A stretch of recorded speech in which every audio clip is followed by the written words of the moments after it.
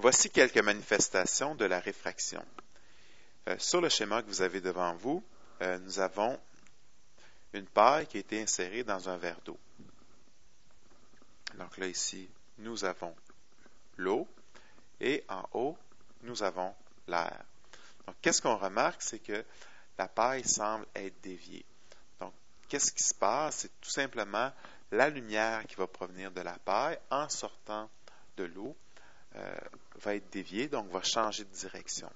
Donc, quand on va avoir ce changement de direction-là, on va parler du phénomène de la réfraction. OK? Donc, à la page suivante, une petite démonstration qui illustre le phénomène. Donc, je vais vous l'expliquer. Donc, nous avons un verre en styromousse, un verre opaque, et une pièce de monnaie dans le fond. Donc, qu'est-ce que l'observateur doit faire? C'est l'observateur qui est ici, doit se placer de façon à ne pas voir la pièce de monnaie, mais être très très près. Donc, au départ, on peut penser que l'observateur était ici, donc l'observateur a reculé, jusqu'à temps que la pièce de monnaie soit complètement disparue. Donc, dans cette position-là, il ne peut pas voir la pièce de monnaie. Okay? Tout simplement parce qu'on sait que la lumière voyage en ligne droite. Puis là, ici, sur le schéma, on voit bien que la lumière n'est pas capable de se rendre jusqu'à l'observateur. Ensuite, l'observateur peut, sans changer de place, ajouter de l'eau dans le verre. Donc là, ici, nous avons de l'eau et à l'extérieur du verre, nous avons de l'air.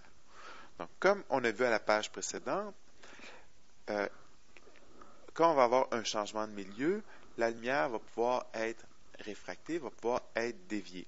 Donc là, qu'est-ce qui va se passer si l'observateur est placé au bon endroit, tout simplement? C'est que le rayon ici, au lieu de continuer en ligne droite dans l'air, va être dévié. Et dans ce cas-ci, il peut être dévié directement vers l'observateur. Donc, l'observateur, il va voir la pièce de monnaie. Il y a aussi une autre particularité, c'est que quand il va la voir, il va la voir plus haute. Okay?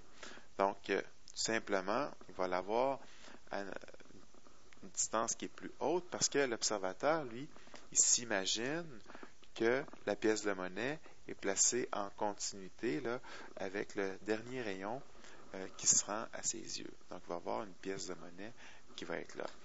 Donc, il ne verra pas la pièce de monnaie, il va voir quoi finalement?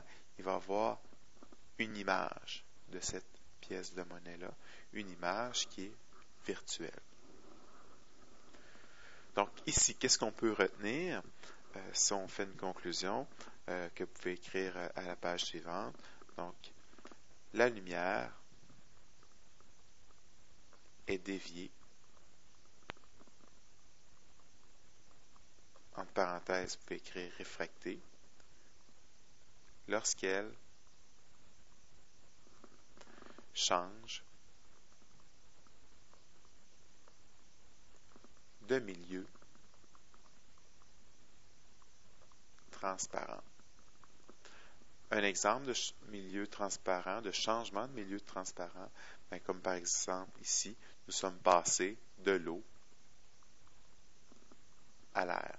Ça pourrait être aussi de l'air à l'eau, ça pourrait être de l'eau au diamant, donc ça peut être différents changements de milieu.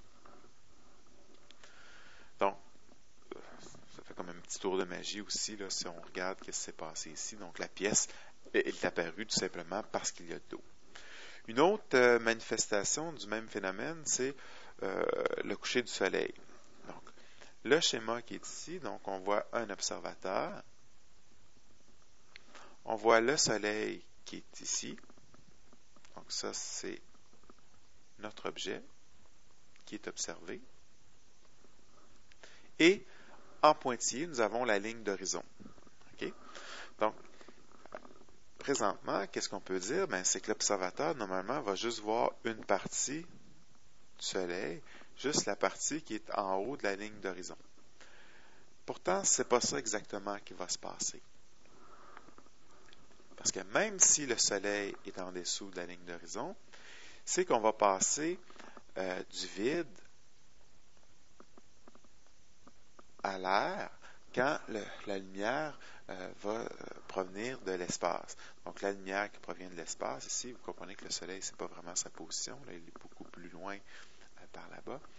Donc, la lumière provient de l'espace, puis là, en passant du vide à l'air, on a un changement de milieu. Donc, on va avoir une lumière qui va être réfractée. Donc, on va avoir d'ailleurs plusieurs réfractions successives. Donc, la lumière va être réfractée, va être déviée, et on se rend compte de quoi? C'est qu'on se rend compte que la lumière, finalement, en étant réfractée plusieurs fois, réussit à se rendre jusqu'à l'observateur. Donc, l'observateur est capable de percevoir le bas du Soleil, même si celui-ci est en dessous de la ligne d'horizon.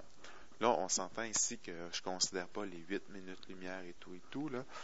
Donc, juste ce rayon lumineux-là, quand il arrive, on voit qu'il est dévié jusqu'à l'œil. L'œil, lui, il perçoit le dernier rayon qui se rend à lui, c'est celui-là qui est droit ici.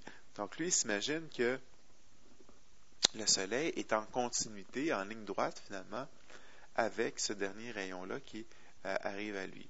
Donc, il s'imagine que le Soleil, il est là, devant lui, directement, là, à ce niveau ici. Parce qu'il faut comprendre que ce qu'il voit, ce n'est pas le Soleil objet, il va voir tout simplement une image du Soleil. Donc, il va avoir une image qui est dans le ciel, puis il va le voir au complet, ce Soleil-là, parce qu'on voit que je suis en haut de la ligne d'horizon. Donc, l'observateur voit l'image au complet du Soleil. Avec le haut du Soleil, on a le même phénomène qui va se passer, sauf puisqu'il est un petit peu plus haut, les réfractions ne sont pas tout à fait les mêmes. La déviation va être un peu moindre. Donc, qu'est-ce qui va se passer si on prolonge le dernier rayon qui se rend à l'observateur? On se ramasse avec une image du Soleil là, qui est un peu aplatie. Super important de comprendre ici, c'est que le phénomène n'a pas changé. La largeur est restée la même, sauf que la hauteur a changé. Donc, lors d'un coucher, souvent, on va avoir une hauteur qui va avoir tendance à diminuer. Puis là, on va percevoir finalement un Soleil qui va avoir une forme un peu aplatie. OK? Petite parenthèse par rapport à tout ceci, là, il ne faut pas penser que le Soleil a une taille apparente lorsqu'il se lève ou lorsqu'il est midi. Okay? Dans le ciel, le Soleil occupe toujours le même espace. C'est pareil pour la Lune. Donc, toujours le même espace. Cependant, notre cerveau interprète différemment les objets qui sont à l'horizon que les objets qui sont à la verticale. Donc, quand on voit la Lune qui se lève, on dit « Oh, elle est énorme, la Lune. » Finalement, si on prend une photo de cette Lune-là, elle va avoir la même grosseur sur la pellicule photographique que la photo de la Lune lorsqu'elle est prise vraiment en haut de notre tête. Donc, il n'y a pas de modification. Okay? La seule modification qu'il peut avoir, c'est ce que j'ai expliqué, c'est que la hauteur peut être diminuée. La largeur, elle est fixe.